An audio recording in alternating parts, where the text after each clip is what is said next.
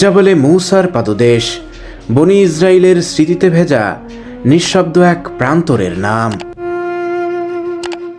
যেখানে আজও ছড়িয়ে আছে ইতিহাসের এক জীবন্ত অধ্যায়। এই পবিত্র ভূমিতেই অবস্থান হজরত মূসা আলাইহি ওয়াসাল্লামের জ্যেষ্ঠ ভ্রাতা, সত্য ও ধৈর্যের প্রতীক নবী হারুন আলাইহি ওয়াসাল্লামের স্মৃতিবিজড়িত কবর বা সমাধিস্থলের। পাশাপাশি রয়েছে এই যে অসংখ্য নবী হারুন আলাইহি ওয়াসাল্লামের সময়কার এবং বিভিন্ন সময়কার বনি ইসরাইলের কবরস্থান।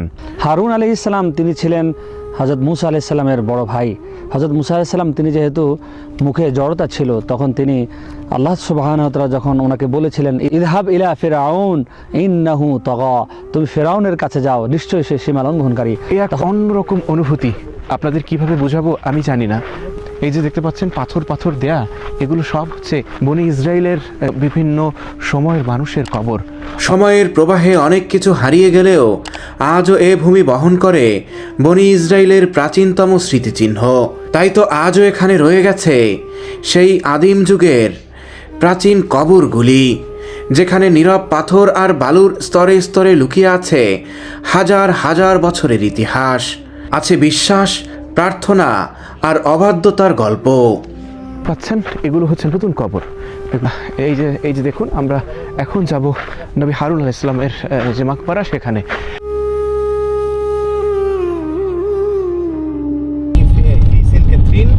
আধো গোলাপি রঙের রুক্ষ পাহাড় আর আল্লাহর নূরের তাজাল্লিতে দীপ্ত যে ভূমি অসংখ্য নবী ও রসুলের স্মৃতিতে ধন্য। পবিত্র কোরআনে বর্ণিত তিন ও জাইতুনের ছায়ায় সুশোভিত সেই পূর্ণভূমি তুরে সাইনা থেকে আবারও আপনাদের হৃদয় নিগ্রানো শুভেচ্ছা জানাচ্ছি।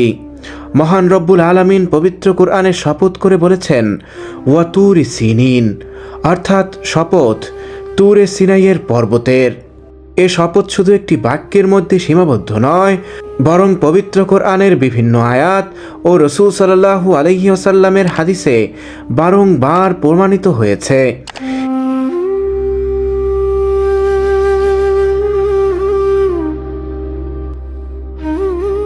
ইসলামের ইতিহাসে তুরে সাইনার গুরুত্ব কতটা গভীর ও তাৎপর্যপূর্ণ তা এগুলোর দিকে লক্ষ্য করলেই বোঝা যায়। এখানেই আল্লাহর মহান নবী মূসা আলাইহি ওয়াসাল্লাম আল্লাহর সাথে কথা বলেছেন। এখানেই নাজিল হয়েছে তাওরাতের মতো নূর। এই মহামান্বিত ইতিহাসেরই অবিচ্ছেদ্য অংশ নবী মূসা আলাইহি ওয়াসাল্লামের জ্যেষ্ঠ ভ্রাতা, সত্য ও ধৈর্যের প্রতীক নবী হারুন আলাইহি ওয়াসাল্লামের স্মৃতিবিজড়িত কবর বা বাড়ি।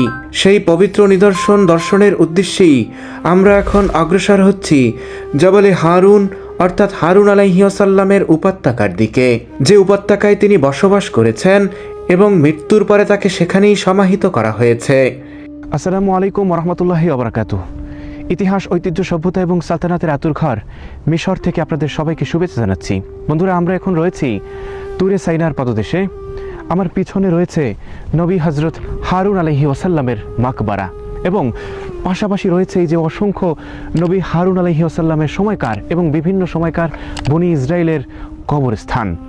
তো বন্ধুরা, আজকে আমার এ পর্বে আমার সাথে রয়েছে তাহমিদ হজ কাফেলার ডিরেক্টর আলহাজ মাওলানা শাহ রিয়াজউদ্দিন গনি। হুজুরের মুখ থেকেই আমরা নবী হজরত হারুন আলাইহি ওয়াসাল্লামের ছোট্ট কিছু স্মৃতিচারণ করতে চাই। ওয়ালাইকুম রাহমাতুল্লাহি ওয়া বারাকাতুহু। হারুন আলাইহিস সালাম তিনি ছিলেন হযরত মূসা আলাইহিস সালামের বড় ভাই। হযরত মূসা আলাইহিস সালাম তিনি যেহেতু মুখে জড়তা ছিল, তখন তিনি আল্লাহ সুবহানাহু ওয়া তাআলা যখন ওনাকে বলেছিলেন ইযহাব ইলা ফিরআউন ইন্নাহু তাগা, তুমি ফিরআউনের কাছে যাও, নিশ্চয়ই সে সীমা লঙ্ঘনকারী। তখন মূসা আলাইহিস সালাম আল্লাহর কাছে বলেছিলেন রব্বি ইশরাহ লি সাদরি ওয়া ইয়াসসির লি আমরি ওয়াহলুল উকদাতাম মিন লিসানি ইয়াফকাহু কওলি। তিনি বলছেন, হে আল্লাহ, আপনি আমার সিনাকে খুলে দেন, আমার জবানকে প্রশস্ত করেন, জড়তা দূর করে দেন এবং আমার ভাই হারুন আলাইহিস সালামকে আমার সহযোগী হিসেবে, নবী হিসেবে আপনি কবুল করেন, অ্যাকসেপ্ট করেন। আল্লাহ তাআলা মূসা আলাইহিস সালামের সেই দোয়াকে কবুল করলেন। আপনারা দেখতে পাচ্ছেন মাকামুন নবী হারুন আলাইহিস সালাম, হারুন আলাইহিস সালামের টম, ওনার কবর এখানে। আপনারা জানেন যে হযরতে হারুন আলাইহিস সালামকে তিনি দায়িত্ব দিয়ে তুর পাহাড়ে গিয়েছিলেন, তাওরাত কিতাব তিনি এনেছিলেন, কিন্তু এর মধ্যে বিশাল ঘটনা ঘটে গেল। সামিরি গৌপুত্র পূজা শুরু করে দিয়েছে। আর হযরতে হারুন আলাইহিস সালাম অনেক চেষ্টা করেছেন, তারপরও তিনি তাদেরকে রুখতে পারেন নাই। আজকে আমরা এখানে এসে খুবই আনন্দিত। এখানে হারুন আলাইহিস সালামের সাথে মূসা আলাইহিস সালাম অনেক সঙ্গী সাথীরাও এখানে শায়িত আছে, তাদের কবর আপনারা দেখতে পাচ্ছেন, অনেকগুলো কবর আপনারা দেখতে পাচ্ছেন।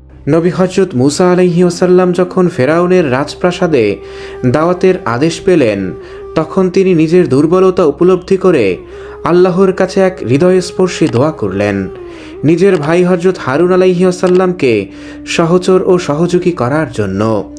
সূরা তাহায় আল্লাহ তাআলা স্পষ্টভাবে উল্লেখ করেন, ওয়াজআল লি ওয়াজিরাতাম মিন আহলি ক্বালা হারুন আখিশতুত বিহি ওয়াজরি ওয়াশরিকহু ফি আমরি, অর্থাৎ আর আমার জন্য আমার পরিবার থেকে একজন সহযোগী নিযুক্ত করুন, আমার ভাই হজরত হারুনকে, তার মাধ্যমে আমার শক্তি দৃঢ় করুন এবং তাকে আমার কাজের অংশীদার করুন।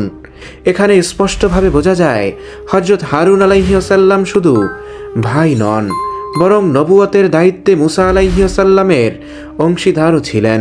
মুসা আলাইহিস সালামের এই দোয়া শুধু শোনাই হয়নি, সরাসরি কবুলের ঘোষণা এসেছে পবিত্র কুরআনের সূরা তাহায়, ওয়ালাকাদ উতিয়া সু'লাকা ইয়া মূসা, অর্থাৎ আল্লাহ তাআলা হযরত মুসা আলাইহিস সালামকে বললেন, হে মূসা, তোমার প্রার্থনা কবুল হয়েছে।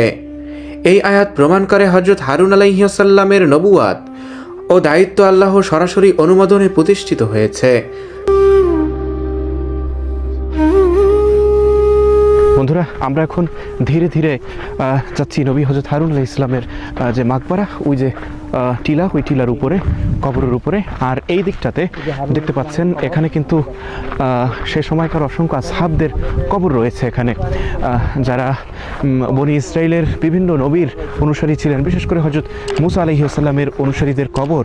এই যে দেখতে পাচ্ছেন, এই যে পাথর দেয়া যে জায়গাগুলো দেখা যাচ্ছে, এগুলো হচ্ছে সবই তাদের কবর। আমরা মূলত এই যে পাহাড়ের উপরে যাচ্ছি, এদিকে পাহাড়, এগুলো সবই কিন্তু তুরে সাইনার অন্তর্ভুক্ত।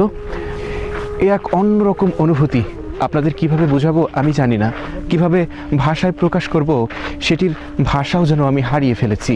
আমি এখন এমন একটি জায়গায় আছি, আপনারা দেখতে পাচ্ছেন আমার পাশে অসংখ্য কবর রয়েছে। এই যে দেখতে পাচ্ছেন পাথর দেয়া, এগুলো সব হচ্ছে বনি ইসরায়েলের বিভিন্ন সময়ের মানুষের কবর।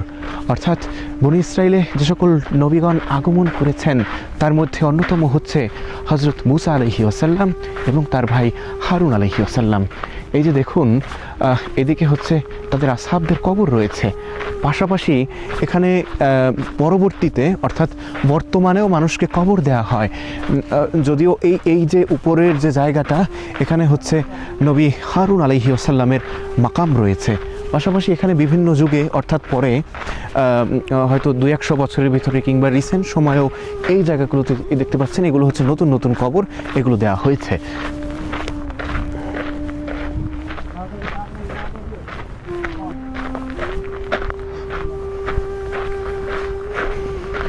এই যে দেখতে পাচ্ছেন, এগুলো হচ্ছে নতুন কবর, এগুলো পরে দেওয়া হয়েছে, যেগুলো খুব অল্প সময়ের মধ্যে দেওয়া হয়েছে। এই যে দেখুন, আমরা এখন যাব নবী হারুন আলাইহিস সালামের যে মাকবারা, সেখানে। এখানে কিন্তু কোনো সিঁড়ি নেই, কিন্তু সিঁড়ির কাজ চলতেছে, এই একটা ধাপ হয়েছে, আলহামদুলিল্লাহ। আস্তে আস্তে সিঁড়ি হলে নবী হারুন আলাইহিস সালামের যে মাকাম, সেটা জিয়ারত করা দর্শনার্থীদের জন্য সুবিধা হবে। তো আমরা খুব তাড়াহুড়া সহকারে প্রবেশ করছি। হারুন আলাইহিস সালামের বাকশক্তি এবং প্রজ্ঞায় তিনি অনন্য ছিলেন। মুসা আলাইহিস সালামের দোয়ার সময় একটি গুরুত্বপূর্ণ বিষয় উল্লেখ হয়েছিল। হযরত হারুন আলাইহিস সালাম স্পষ্টভাষী। কোরআনে সূরা কসাসের 34 নং আয়াতে আল্লাহ তাআলা ইরশাদ করেন, ওয়া আখি হারুন হুয়া আফসাহু মিন্নি লিসানান, অর্থাৎ আমার ভাই হযরত হারুন, সে আমার চেয়ে বেশি স্পষ্টভাষী। ফেরাউনের দরবারে দাওয়াত দেওয়ার সময় কঠিন মিশনের জন্য হযরত হারুন আলাইহিস সালাম ছিলেন ভাষাগত ও কূটনৈতিকভাবে নিযুক্ত। ফেরাউনের রাজপ্রাসাদে মুসা আলাইহিস সালাম ও হারুনের উপস্থিতি আল্লাহ তাআলা সরাসরি নির্দেশ করেন। দুজনকেই ফেরাউনের কাছে দাওয়াত পৌঁছে দেওয়ার নির্দেশ দেন। পবিত্র কুরআনের সূরা তাহায় উল্লেখ করেছেন, ইযহাব ইলা ফিরআউনা ইন্নাহু তাগা ফাকুলু লাহু কাওলান লাইয়িনা, অর্থাৎ তোমরা দুজন ফেরাউনের কাছে যাও, নিশ্চয়ই সে সীমালঙ্ঘন করেছে, অতঃপর তার সাথে কোমল ভাষায় কথা বলো। আমরা খুব কাছাকাছি এখান থেকে কিন্তু তুরে সাইনার যে অন্য পর্বতগুলো সেগুলো খুব সুন্দরভাবে দেখা যায়, খুব সুন্দরভাবে দেখা যায়। দেখতে পাচ্ছেন আমরা কাছাকাছি চলে এসেছি। এটাই হচ্ছে নবী হারুন আলাইহিস সালামের কবর, আর আর এটা হচ্ছে একটা কানিসা। তো আমরা প্রথমেই নবী হযরত হারুন আলাইহিস সালামের কবরের অভ্যন্তরে প্রবেশ করতে চাই। আল্লাহু আকবার।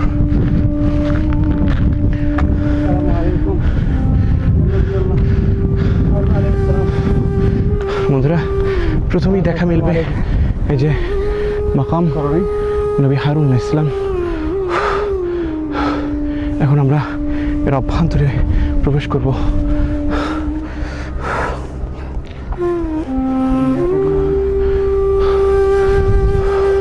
দেখুন, অত্যন্ত নড়বড়ে একটি সিলিং কিন্তু এখানে রয়েছে, আর এই যে হাজার হাজার বছরের প্রাচীন দেয়াল। আসসালামু আলাইকুম ইয়া আহলাল কুবুর, আসসালামু আলাইকুম ইয়া নবী আল্লাহ, আসসালামু আলাইকা ইয়া নবী আল্লাহ, আসসালামু আলাইকা ইয়া আহলাল কুবুর। বনি ইসরায়েলের মধ্যেও হারুন আলাইহিসাল্লামের নেতৃত্ব ছিল অনন্য। মুসা আলাইহিসাল্লাম তুর পাহাড়ে যাওয়ার সময় নিজের জাতির দায়িত্ব দিয়ে যান তার ভাই হারুন আলাইহিসাল্লামের হাতে।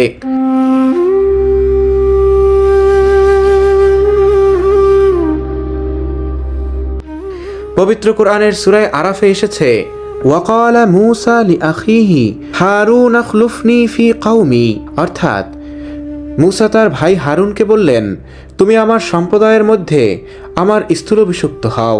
এটি হযরত হারুন আলাইহিসসালামের নেতৃত্ব, আস্থা ও মর্যাদার শক্ত প্রমাণ।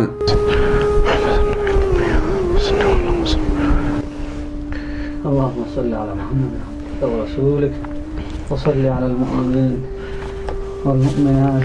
يا الله يا الله একজন নবীর কবর সামনে আমরা গুনাহগার। ইয়া আল্লাহ আমাদের জিন্দেগি গুনাহ মাফ করে দাও। আল্লাহুম্মা আমিন। ইয়া আল্লাহ আমাদেরকে মাফ করে দাও।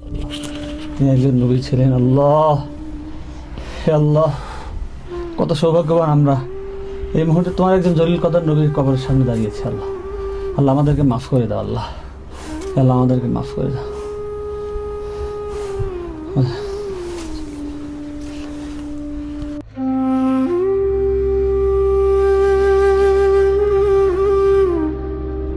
আজও রয়েছে সেই আকাশ, সেই বাতাস আর প্রকৃতির চিরচেনা নিয়ম।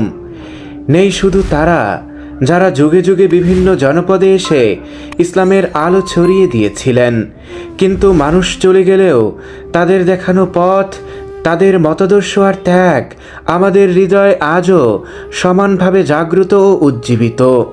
এই অতৃপ্ত হৃদয় নিয়ে এই পবিত্র ভূমির একখানিক দর্শন আমার জীবনে হয়ে থাকবে এক অম্লান স্মৃতি। হ্যাঁ বন্ধুরা, আজ আপনাদের নিয়ে এসেছিলাম একজন নবীর দরবারে হাজিরা দিতে। ইনশাআল্লাহ পরবর্তীবার এখানে আবারও সময় নিয়ে আসব। এই পবিত্র স্থানে বসে নবীর সান্নিধ্যে খোদার দরবারে মনের সব কথা কইব। এই পবিত্র পর্বতটিকে ইতিহাসে জাবালে হারুন অর্থাৎ নবী হারুন আলাইহিসসালামের উপত্যকা ও পর্বত হিসেবে বিবেচনা করা হয়। বিশ্বাস করা হয় এখানেই তিনি বসবাস করতেন। এই ছোট্ট পর্বতের চূড়া থেকে আশেপাশের সমগ্র উপত্যকা স্পষ্টভাবে পর্যবেক্ষণ করা যায়, আর সে কারণেই বহু ঐতিহাসিক মনে করেন এ স্থানই তার ইবাদত ও অবস্থানের কেন্দ্র ছিল। এখানেই নবী হারুন আলাইহিসসালামের কবরের পাশেই একটি প্রাচীন খ্রিস্টান গির্জা, যা বহু ধর্মের ধর্মীয় তাৎপর্য ঐতিহাসিক গুরুত্বের সাথে বহন করে। এই দিকটাতে দেখতে পাচ্ছেন, এটা হচ্ছে একটা কানিসা বা গির্জা। এ হচ্ছে একটা গির্জা যেটি নবী হযরত হারুন আলাইহিস সালামের কবরের পাশেই বানানো হয়েছে, যদিও এর ভ্যালিড কোনো কারণ আমার জানা নেই। কি অপরূপ এ দৃশ্য!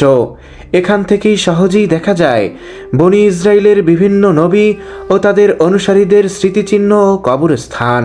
মনে হয় খোদার প্রিয় নবী হজরতে হারুন আলাইহিসসালাম আজও এই উপত্যকার নীরবতা, ইতিহাস আর মানুষের আগমন খুব গভীরভাবে প্রত্যক্ষ করেন।